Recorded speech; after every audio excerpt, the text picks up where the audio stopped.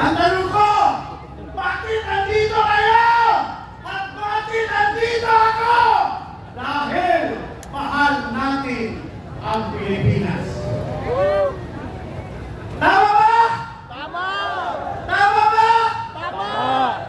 Ngayon, alam ko, dapat nasa bahay kayo. Dapat nag-relax kayo. Dapat hindi kayo nagpaulan. Dapat hindi kayo nagpainit. Pero bakit andito kayo? Yan ang lagi ko tanong na galing sa Mindanao. Galing sa pinakadulo ng Mindanao. Sa Langkawi Province at munisipyo ng Clan.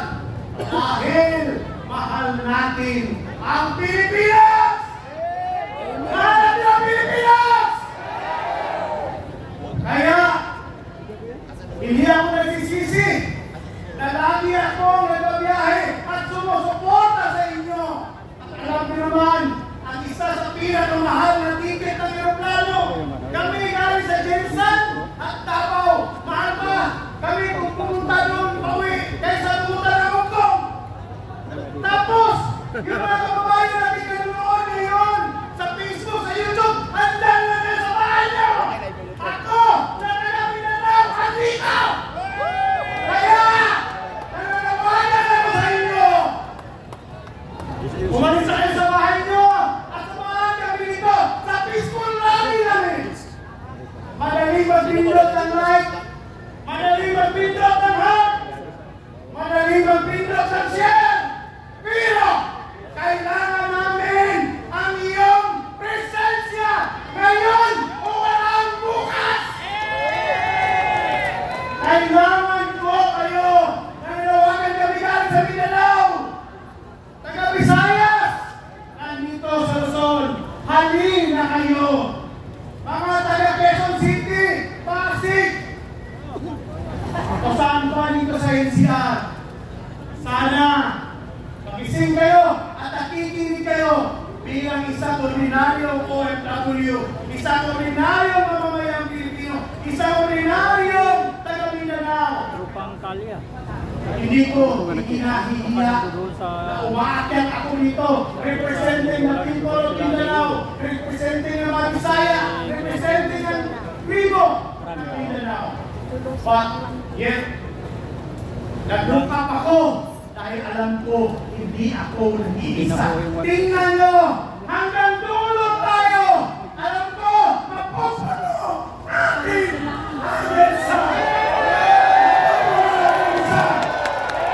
Uupusin natin ang ating boses! Dahil alam ko, may laban tayo ngayon dahil sobra lang ginagawa nila.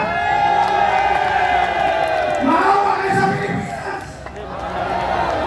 Maawa kayo sa amin! Dahil sobra na ang inyo pagnanakaw.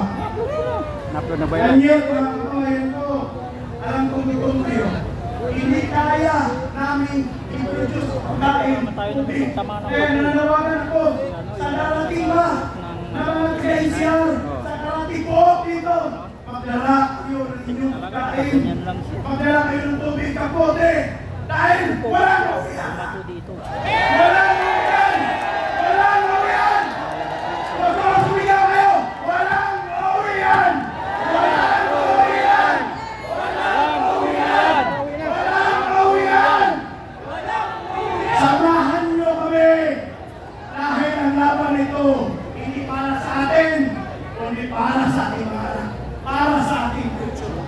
At hindi natin mapayagan na tuloy-tuloy ang pagnanakaw nila at hintayin pa natin na aabot ang dalan ng 100. Doon pa kayo magkaret?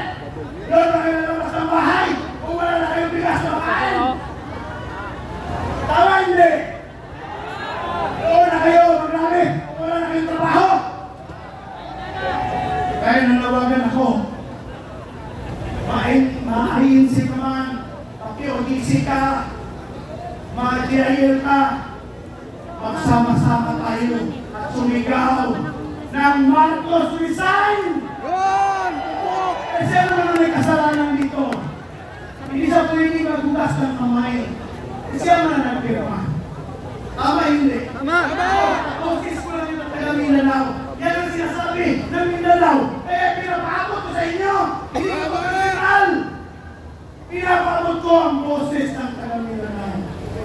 Kaya mga kababayan ko, as taga Mindanao, hindi kayo nag-iisa. Kasama ko ang mga Moro dito.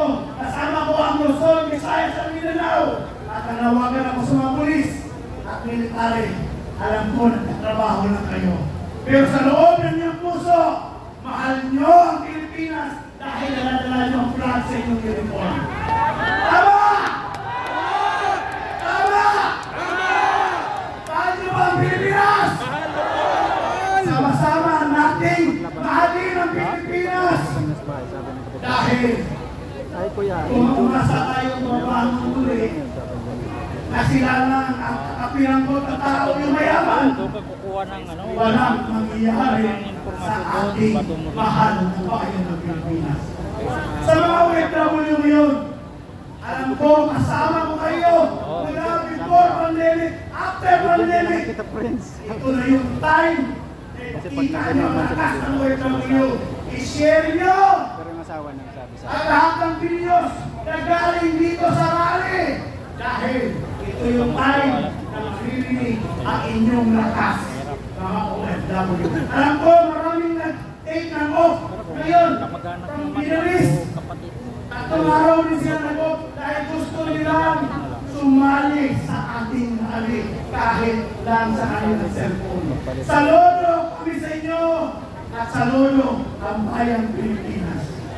Alam ko, marami pang magsasalita, pero sabihin sa inyo, gusto kong makita ka hanggang madaling araw ngayon.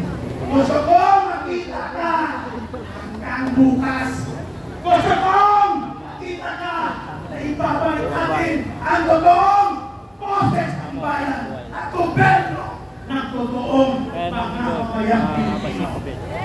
Sa mga taong may hawak ng flag, iwagay-iwain nyo naman! Iwagay-iwain nyo! Pagkira ng Pilipinas! Dahil dito, nagkakaisa tayo. Again, sa inyong lahat, akong mga Pilipino, salamat sa inyong presensya at hindi walang iwanan